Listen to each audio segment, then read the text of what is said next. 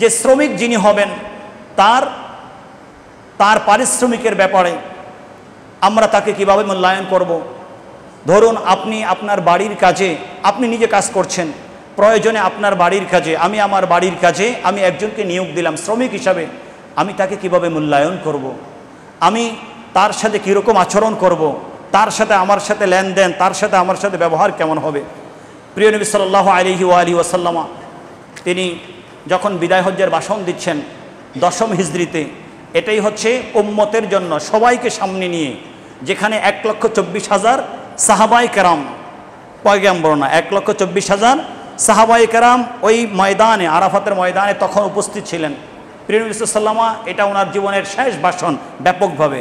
এরপরে তিনি মদিনা মুনাওয়ারাতে, ধরুন আপনার আরাফা হচ্ছে জিলহজ মাসের 9 তারিখে আরাফা হয়ে গেল, হজ হয়ে গেল, হজের বাকি যে কাজগুলো তিনি সম্পাদন করে মদিনা মুনাওয়ারাতে রওনা করলেন। এটা হচ্ছে 10ম হিজরিতে। তারপরে কিছুদিন পরে, কয়েক মাস পরে রবিউল আউয়াল মাসের 12 রবিউল আউয়াল তিনি দুনিয়া থেকে পর্দা করেছেন, অথবা 8 রবিউল আউয়াল দুনিয়া থেকে পর্দা করেছেন। এখানে কিছুটা আপনার মতানৈক্য রয়েছে। যাই হোক, তিনি রবিউল আউয়াল মাসে রব্বে কারিমের দরবারে চলে গেছেন। তো এই যে একটা গ্যাপ, জিলহজ মাসের 9 তারিখ আরাফার যেই ব্যাপক বড় ভাষণ, এরপরে প্রিয় নবী সাল্লাল্লাহু আলাইহি ওয়াসাল্লাম রবিউল আউয়াল মাসে কয়েক মাস পরে আল্লাহর দরবারে চলে গেছেন। এর মাঝে কিন্তু সবাইকে একত্রিত করে এই ধরনের বড় ভাষণ দেওয়ার আর সুযোগ হয় নাই। হ্যাঁ, তিনি মদিনাবাসীদের জন্য, সাহাবা ইকরামদের জন্য বিভিন্ন গুরুত্বপূর্ণ আলোচনা উপহার দিয়েছেন, দিক নির্দেশনা দিয়েছেন, কিন্তু দুনিয়া থেকে চলে যাওয়ার আগে এটাই ছিল সবচেয়ে বড় ভাষণ। তিনি সেই বিদায় হজের ভাষণ, যেটা ঐতিহাসিক ভাষণ, আমরা আমাদের বাংলা সাহিত্যে পড়েছি, আরবি সাহিত্যে পড়েছি, ইংরেজিতে পড়েছি, ইতিহাসে পড়েছি, সব জায়গায় এটাকে পড়ানো হয়। কেন পড়ানো হয়? কারণ ওই ভাষণটা ছিল ঐতিহাসিক ভাষণ। প্রিয় নবী সাল্লাল্লাহু আলাইহি ওয়াসাল্লাম ওই ভাষণের মধ্যে, ওই নসিহার মধ্যে, ওই ওয়াজের মধ্যে এমন কোনো দিক নাই যেই দিক তিনি বর্ণনা করেন নাই। উম্মতের জন্য তিনি সব দিক বর্ণনা করেছেন, কারণ তিনি আল্লাহর পক্ষ থেকে জেনে গিয়েছেন যে এই বিদায় হজের পরে দ্বিতীয়বার উম্মতকে সবাইকে সামনে নিয়ে তিনি আর হজ করার সুযোগ পাবেন না, তার আগেই রব্বে কারিমের দরবারে ওনাকে চলে যেতে হবে। এইরকম সুযোগ আর পাওয়া যাবে না। সেখানে আপনার ইয়ামানার লোক থাকবে, তারপরে সেখানে সিরিয়ার লোক থাকবে, মিশরের লোক থাকবে, আরব থাকবে, সারা পৃথিবীর বিভিন্ন জায়গার লোক একসাথে থাকবে। এইরকম সুযোগটা আর পাওয়া যাবে না, আর হবে না। এই জন্য তিনি এই ভাষণের মধ্যে সব কিছুকে একসাথ করেছেন। তিনি ওনার সেই ঐতিহাসিক ভাষণ, বিদায় হজের ভাষণের মধ্যে যে আলোচনাগুলো করেছেন তার মধ্যে একটা ছিল, শোনো, হুম ইখওয়ানুকুম খাওয়ালুকুম, তোমাদের অধীনস্থ যারা, অধীনস্থ তৎকালীন সময়ে আপনার গোলাম দাস সেই প্রথা ছিল, যখন যুদ্ধ প্রক্রিয়া ছিল, মুসলিম অমুসলিম যাই হোক, যেই প্রথা ছিল যে একজন আরেকজনের অধীনস্থ হওয়া, এটা হচ্ছে এক রকমের অধীনস্থতা।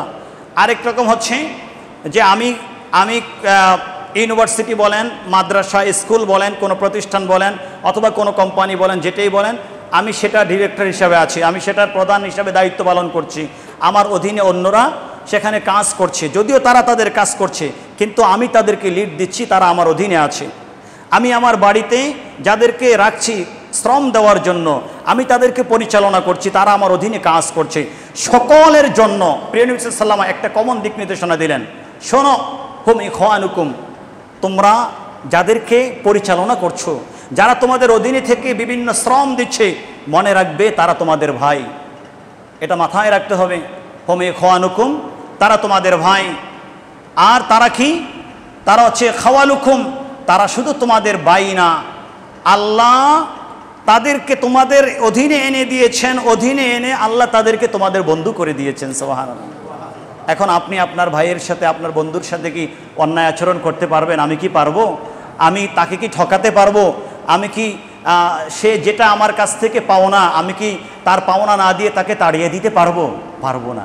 হ্যাঁ, যারা করে থাকেন, আপনার দিনভর কাজ করিয়ে থাকেন, তারপরে যখন বিকাল হয়, সন্ধ্যা হয়ে যায়, শ্রমিক যখন তার শ্রমের মূল্য দাবি করতে আসেন, তখন তাকে নির্যাতন করা হয়। এরকম কি হয় না? আমাদের দেশের গার্মেন্টসগুলো আপনারা দেখবেন, বিভিন্ন কোম্পানিগুলো দেখবেন, বিভিন্ন ব্যবসা প্রতিষ্ঠান দেখবেন, ব্যবসা প্রতিষ্ঠান হতে পারে আরও অনেক নজির আমাদের সামনে আছে। মাসের পর মাস শ্রমিকদের বেতন বন্ধ হয়ে আছে, শেষ পর্যন্ত শ্রমিকরা আন্দোলন করতে হচ্ছে তাদের ন্যায্য যেটা পাওনা, তাদের পাওনার জন্য, তারপর তাদেরকে দেওয়া হচ্ছে না। তাদেরকে হত্যার হুমকি দেওয়া হচ্ছে, এরকম কি নাই? অবশ্যই আছে। কেন? তাকে কেন 1 মাস পর্যন্ত অপেক্ষা করতে হবে? তাকে কেন 1 বছর পর্যন্ত অপেক্ষা করতে হবে? সে কেন আন্দোলন করতে বাধ্য হবে? সে কেন আপনার দরজায় আসতে হবে? না, আপনার দরজায় যখন আসার দরকার ছিল সে তো এসেছে। সকাল থেকে মাগরিব পর্যন্ত আপনার কাছে, আপনার কাজে সে শ্রম দিয়েছে।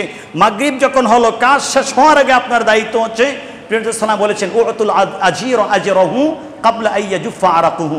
শোনো, তোমার অধীনে যে শ্রমিক কাজ করছে, তার শরীরের ঘাম, মাথা থেকে ঘাম পড়ছে, শরীর থেকে ঘাম ঝরছে, তার ঘাম ঝরার পূর্বেই তুমি তাকে তার পারিশ্রমিক দিয়ে দাও। তাকে দেরি করাবে না, এটার জন্য তুমি তাকে তোমার দ্বারস্থ করবে না। সে তোমার কাজ করেছে, এখন তোমার কাজ হচ্ছে তার কাছে পৌঁছিয়ে দেওয়া। এটা হচ্ছে তোমার দায়িত্ব। আমরা গত সপ্তাহে একটা হাদিসের আলোচনা করেছিলাম যে 3 ব্যক্তি যখন গুহার মধ্যে পড়ে গেল, 3 ব্যক্তি যখন পথ চলতেছে গুহার মধ্যে যখন পড়ে গেল, ভিতরে পড়ে গেল, উপর থেকে পাথর এসে তাদের গুহার মুখটা বন্ধ হয়ে গেল।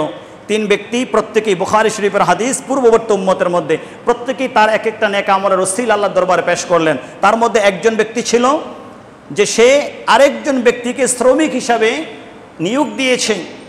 ওই ব্যক্তি যখন সকাল থেকে সন্ধ্যা পর্যন্ত কাজ করেছে, সে তার পারিশ্রমিক নেওয়া ছাড়াই, যিনি কাজে নিয়োগ দিয়েছেন উনি তাকে পারিশ্রমিক উপস্থাপন করেছেন তার সামনে, কিন্তু ওই লোকটা তার পারিশ্রমিক গ্রহণ করা ছাড়াই সে চলে গিয়েছে। বেশ কয়েক বছর পরে সে হঠাৎ করে ওই মালিকের কাছে আসছে যে, আপনার কি মনে আছে আমি আপনার কাজ করেছিলাম, আমি তো আমার পারিশ্রমিকটা নেই নাই, এটা কিন্তু আমার হক আপনার উপরে রয়ে গেছে। কত বছর আগে আমি হলে কি করতাম? আমি তো তোমাকে বলেছিলাম নেওয়ার জন্য, তুমি নেও নাই, তো আমি এখন তোমাকে কিভাবে দিব? ওটা ওই জায়গায় শেষ হয়ে গেছে। আমি হলে হয়তো বা এটাই করতাম, কিন্তু না। তিনি বললেন কি জানেন? তিনি প্রত্যুত্তর করলেন, দেখো এই মাঠ ভরা, এখানে মাঠে বকরি, ওট, তারপরে গরু ইত্যাদি এই মাঠের মধ্যে আছে, এগুলো সব তোমার, ওই একদিনের পারিশ্রমিক এগুলি সব। সুবহানাল্লাহ। এই ব্যক্তি অবাক হয়ে গেলেন, তুমি কি আমার সাথে ঠাট্টা করছো নাকি? আমি একদিন পরিশ্রম করেছি, একদিনের পারিশ্রমিক কি আমি এতগুলো পাবো নাকি? তিনি বললেন, দেখো ভাই, আমি তোমাকে ভাই মনে করি। সুবহানাল্লাহ বিহামদি। আল্লাহর হাবিব বিদায় হয়ে এটাই বলেছেন, হুম ইখওয়ানুকুম খাওয়ালুকুম, তারা তোমাদের ভাই, তারা তোমাদের কর্মচারী বা অন্য কিছু তাদেরকে মনে করবে না, তারা তোমাদের ভাই মনে করবে। বলছেন, আমি তো তোমাকে ভাই মনে করি, তুমি আমার ভাই, এজন্য তোমার একদিনের পারিশ্রমিককে আমি চিন্তা করলাম, তোমার এই পারিশ্রমিক এটা আমার কাছে আমানত, তোমাকে ঠকানো যাবে না, এটা আমি খেতে পারবো না, আমার জন্য এটা হারাম। এই জন্য আমি এটা দিয়ে ব্যবসা আরম্ভ করলাম, এটা দিয়ে আমি বকরি কিনলাম, গরু কিনলাম, ওট কিনলাম, যা কিনা সম্ভব ছিল আমি কিনলাম। কেনার পরে আমি এটার জন্য রাখাল রেখে দিলাম, সে লালন পালন করতে লাগলো। দেখো তোমার সেই পারিশ্রমিক, ছোট্ট পারিশ্রমিক দিয়ে আজকে এত বড় কিছু হয়েছে, এটা আমার কিছু নয়, এটা সব তোমার, তুমি এগুলা নিয়ে চলে যাও। সুবহানাল্লাহ। এরকম মহৎ মানুষ, এত বড় এত মহৎ মনের অধিকারী কে আছে বা কয়জন আছে? এখন বলেন, আল্লাহ এই কাজটা পছন্দ করবে কি করবে না? অবশ্যই করবেন। এই জন্য তিনি আল্লাহর দরবারে দোয়া করেছেন, আল্লাহ আপনার যদি মনে হয় এই কাজটা আমি আপনাকে খুশি করার জন্য করেছি, তার পারিশ্রমিককে আমি আমানতের সাথে রেখে দিয়ে এটাকে আমি লালন করেছি, বড় করেছি, এই পর্যন্ত পৌঁছে দিয়েছি, আল্লাহ আপনি যদি মনে করেন এটা আপনাকে খুশি করার জন্য করেছি, তাহলে আল্লাহ পাথরটা একটু সরিয়ে দেন যেন আমরা গুহা থেকে বের হতে পারি। সুবহানাল্লাহ। আল্লাহ তার এটাকে এতভাবেই কবুল করে নিলেন, এটার উসিলায় পাথরটাকে সরিয়ে দিলেন, তারা গুহা থেকে বের হয়ে গেল। সুবহানাল্লাহ। এই জন্য প্রেমী সাল্লাম বলেছেন, শোনো, হুম ইখওয়ানুকুম খাওয়ালুকুম জাআলাহুমুল্লাহু তাহতা আইদিকুম, আল্লাহ হয়তোবা সাময়িক সময়ের জন্য তাদেরকে তোমাদের অধীনস্থ করেছেন। ফামান কানা আখুহু তাহতা ইয়াদিহি ফালইউতইমহু মিম্মা ইয়াকুল, যে কারো অধীনস্থ যদি কেউ থাকে, সে নিজে যা খাবে তার অধীনস্থদেরকে যেন সে একই রকম খাওয়ায়। ইসলামের সম্মতা, ইসলামের সৌন্দর্য দেখেন। ওয়ায়ুলবিসহু মিম্মা ইয়ালবাসু, সে যা পরিধান করবে তাকেও যেন সেই রকম পরিধান করানো হয়। ওয়ালা তুকাল্লিফুহুম মা ইয়াগলিবুহুম, তুমি মনে করবে আমি তো তাকে দিন শেষে টাকা দিব, সুতরাং আমি তাকে এমন কাজ দিই যেই কাজ সে করতে পারবে না, না এমনটা করো না। তুমি তার সাধ্যের বাহিরে কোনো কাজ তাকে চাপিয়ে দিবে না, কারণ তোমার সাথে তার সাথে পরিচয় হচ্ছে সে তোমার ভাই। সুবহানাল্লাহ। দেখেন ইসলামের বিউটি, ইসলাম কত সুন্দর। আমি তো তাকে টাকা দিব, আমি বলতে পারি আমি তোমাকে টাকা দিব। আমরা অনেক জায়গায় দেখেছি যে আপনার যিনি রিক্সা রিক্সা চালাচ্ছেন এবং প্যাসেঞ্জার যখন রিক্সায় উঠেছেন, সামনে যখন ব্রিজ আসছে, অনেক ব্রিজ দেখা যায় অথবা উঁচা একটা জায়গা আসছে, আমরা অনেক মানুষকে দেখেছি যে রিক্সাওয়ালার কষ্ট হবে এই জন্য তিনি রিক্সা থেকে নেমে গেছেন। এটা ওনার অধিকার, আমি তো তোমাকে টাকা দিব, তোমার সাথে আমার সাথে ভাড়া দর কষাকষি হয়েছে, সুতরাং এই জায়গায়ও তুমি শ্রম দিয়ে আমাকে উঠাতে হবে, এই জায়গাও তুমি শ্রম দিয়ে উঠাবে, এটা আমার অধিকার তার প্রতি। কিন্তু আমি তার প্রতি দয়া দেখালাম, কারণ সে আমার ভাই, তার তো কষ্ট হচ্ছে বেশি, উঁচা জায়গায় টেনে সে আমাকে উঠাবে, তার বেশি কষ্ট হবে। এই জন্য দেখেছি অনেকে ওই জায়গাগুলোতে তারা নেমে যায়, তারা নেমে গিয়ে ওই জায়গা অতিক্রম করার পর আবার রিক্সায় উঠে। সে তো মাত্র 1 মিনিট 2 মিনিট কষ্ট করেছে, 1 মিনিট 2 মিনিট কষ্ট করার কারণে ওই ব্যক্তির অন্তরের যেই দোয়াটা পেয়েছে, এটা কি কোনো টাকা দিয়ে কিনতে পারবে? ওই ব্যক্তি তো চোখের পানি ফেলে তার জন্য দোয়া করেছে, সে তো আমাকে টাকা দিবে, তারপরে আমার প্রতি এহসান করেছে, আল্লাহ তার দুনিয়া আখিরাতকে তুমি সুন্দর করে দাও, সুবহানাল্লাহ। হযরত সাইয়্যিদুনা ওমর ফারুক রাদিয়াল্লাহু তাআলা আনহু, আপনারা জানেন তিনি যখন ফিলিস্তিনে গিয়েছিলেন, তখনও ফিলিস্তিন মুসলমানদের অধীনে আসে নাই। তো ওমর ফারুক রাদিয়াল্লাহু তাআলা তিনি ওনার বৃত্ত, ওনার অধীনস্থ গোলামকে নিয়ে যাচ্ছিলেন। তো ওনাদের সাথে কথা হলো, যিনি অধীনস্থ গোলাম তার দায়িত্ব তো হচ্ছে গোলামি করা। তার মানে ওমর রাদিয়াল্লাহু তাআলা তিনি মদিনা মুনাওয়ারা থেকে ফিলিস্তিন যাওয়ার পূর্ব পর্যন্ত সবটা পথ উনি ওটের পিঠের মধ্যে বসা থাকবেন, আর ওনার অধীনস্থ যে চাকর আছে বা অধীনস্থ যিনি আছেন, যে আছে, সে শুধু আপনার ওটের লাগাম ধরে সামনের দিকে টানবেন। এটাই তো নিয়ম, কারণ উনি তো তার মালিক এবং উনি তো তাকে এটার জন্য পারিশ্রমিক দিচ্ছেন। কিন্তু ইসলামের বিউটি এখানে হয় না। হ্যাঁ, এটা হচ্ছে ইনসাফ, কিন্তু ইনসাফ দিয়ে সব কিছু হয় না, এটার সাথে যদি রহমত না আসে। একটা জিনিস মনে রাখবেন, আল্লাহ যদি আমাদেরকে ইনসাফ দিয়ে বিচার করেন, তাহলে আমরা কেউ আল্লাহর জান্নাতে যেতে পারবো না। আল্লাহ আমাদেরকে ইনসাফ দেওয়ার উপরে আরেকটা জিনিস দিয়ে আমাদেরকে বিচার করছেন, সেটা হচ্ছে আল্লাহ আমাদেরকে তার রহমত দিয়ে বেষ্টন করে নিয়েছেন। এই জন্য প্রিয় নবী সাল্লাল্লাহু আলাইহি ওয়াসাল্লাম বলেছেন, কোনো ব্যক্তি লা ইউদখিলা আহাদাকুম আমালুহু আল জান্নাতা, তোমাদের কোনো ব্যক্তিকে তার আমল জান্নাতে পৌঁছাতে পারবে না। কোনো ব্যক্তি তার আমল দিয়ে জান্নাতে পৌঁছতে পারবে না। ইয়া রাসূলুল্লাহ, কিভাবে জান্নাতে পৌঁছবে? জান্নাতে পৌঁছার একমাত্র মাধ্যম হচ্ছে আল্লাহর রহমত তোমাদেরকে জান্নাতে পৌঁছিয়ে দিবে। ইনসাফ যদি আপনি হিসাব করেন শুধু ইনসাফের উপরে, তাহলে দেখা যাবে আমরা অনেক জায়গায় আটকে যাব। এই জন্য হযরত ওমর ফারুক রাদিয়াল্লাহু তাআলা ইনসাফের উপরে উঠে গেলেন, ওনার রহমত চলে আসলো, চুক্তি হলো, শোনো আমি কিছু পথ উপরে উঠব, তুমি চালাবে, আবার কিছু পথ আমি চালাবো, তুমি উপরে উঠবে। সুবহানাল্লাহ। রশি কে ধরছেন? ওই বাহনের চালক কে হচ্ছেন? যিনি ওই সময় সারা পৃথিবী শাসন করেছেন, আমিরুল মুমিনিন, মুসলমানদের লিডার, আল্লাহর হাবিব যাকে জান্নাতি ঘোষণা করেছেন, ওয়া উমরু ফিল জান্নাহ, যে ওমর জান্নাতে যাবে, জান্নাতের সুসংবাদ প্রাপ্ত সাইয়্যিদুনা ওমর ফারুক রাদিয়াল্লাহু তাআলা আনহু, তিনি দ্বিধাবোধ করেন নাই, ওনার রহমত চলে আসলো। একজন অধীনস্থের প্রতি কিভাবে আচরণ আমাদেরকে দেখিয়ে দিলেন। তাকে ওটের পিঠে উঠিয়ে ওটের রশি ধরে তিনি সামনে চলতে লাগলেন। সুবহানাল্লাহ। তারপরে বড় উৎসর্গ যেটা তিনি করেছেন, উনি হচ্ছেন আজকের চিফ গেস্ট, ওনাকে বরণ করার জন্য, দেখার জন্য সামনে সবাই অপেক্ষা করছে, প্যালেস্টাইনের মধ্যে সবাই অপেক্ষায় আছে, অমুসলিমরা। তো ওই জায়গাটা ঠিক আছে, এখন পালা হচ্ছে বৃত্ত যিনি, তিনি ওটের পিঠে থাকবেন, হযরত ওমর রাদিয়াল্লাহু তাআলা ওটের রশি ধরবেন। এটা পালাক্রমে এখন ওমর রাদিয়াল্লাহু তাআলা আসছে, সব ঠিক আছে। কিন্তু ওমর ফারুক রাদিয়াল্লাহু তাআলা তো বলতে পারতেন যে আমি হচ্ছি আজকের চিফ গেস্ট, আমাকে দেখার জন্য সবাই অপেক্ষায় আছে, এখানে মুসলমান, ইসলামের রাষ্ট্রীয় বিষয় আছে, ইসলামের বিষয় আছে, শান শওকতের বিষয় আছে, সুতরাং এখানে পালাটা একটু বদল হবে, এখানেও আমি ওটের পিঠে থাকবো আর তুমি এখানেও লাগাম ধরবে। ওমর রাদিয়াল্লাহু তাআলা সেটা করেন নাই। তিনি ওনার এটাকে ইজ্জতের ক্ষেত্রে ওনার ইজ্জত কমে যাবে এটাকে তিনি মনে করেন নাই, কারণ আমি যদি বিনয় দেখাই আমার ইজ্জত বাড়িয়ে দিবেন কে? মান তাওয়াদা লিল্লাহি রাফাহুল্লাহ। তুমি যদি আল্লাহর জন্য বিনয়ী হও, আল্লাহ তো তোমার মর্যাদাকে বাড়িয়ে দিবে, কিসের চিন্তা করো?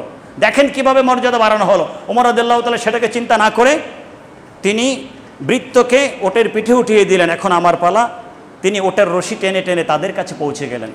সবাই মনে করলো যিনি ওটের পিঠে বসা আছেন তিনি হচ্ছেন হযরত ওমর ফারুক রাদিয়াল্লাহু তাআলা আনহু। এই জন্য ওটের পিঠে যিনি বসা আছেন তাকে সম্মান করা আরম্ভ করলো।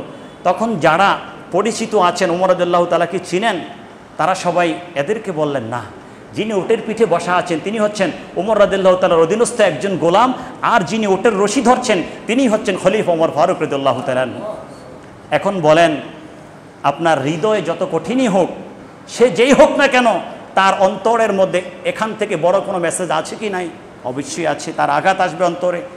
এত সুন্দর ইসলাম তারা একসাথে বলে ফেললো। ইসলাম যদি এত সুন্দর হয়, একজন বৃত্তকে ওটের পিঠে চড়িয়ে যিনি মালিক, সারা পৃথিবী শাসন করে, তিনি ওটার রশি ধরে আগাচ্ছেন, তিনি এখানে ইজ্জতের কোনো কিছু মনে করছেন না, ইজ্জত হানি হবে কোনো কিছু মনে করছেন না। একজন বৃত্তর সাথে, অধীনস্থের সাথে যেই ধর্ম, যে ইসলাম এত সুন্দর আচরণ করতে পারে, সুতরাং আমরা ফিলিস্তাইনের খ্রিস্টান যারা আছে, মুসলিম যারা আছি, আমরা এই ধরনের একজন লিডারের নেতৃত্বকে কেন আমরা গ্রহণ করে নিব না? এই জন্য জেরুজালেমকে তারা, সেই ফিলিস্তাইনকে হজরত ওমর ফারুক রাদিয়াল্লাহু তাআলার কাছে তারা সুপর্দ করে দিয়েছেন। সুবহানাল্লাহ। এখানে কোনো যুদ্ধ হয় নাই, কিছু দরকার হয় নাই। ব্যবহারের মাধ্যমে অধীনস্থের সাথে কীভাবে ব্যবহার করতে হবে এটা দেখিয়ে তিনি তাদের মন জয় করে নিয়েছেন, তাদের কলবের উপরে, অন্তরের উপরে তিনি সিংহাসন গেড়েছেন মাত্র কয়েক মিনিটের আচরণের মাধ্যমে। আসুন আমরা যেন শ্রমিকদের সাথে এভাবে আচরণ করি এবং আমরা যেন যারা শ্রমিক তাদের মূল্যগুলো আমরা পৌঁছিয়ে দিই। আল্লাহ কোরআন হাদিসের নির্দেশনা যেন আমরা মেনে চলতে পারি। আল্লাহ যেন আমাদেরকে তৌফিক দান করেন। আমিন।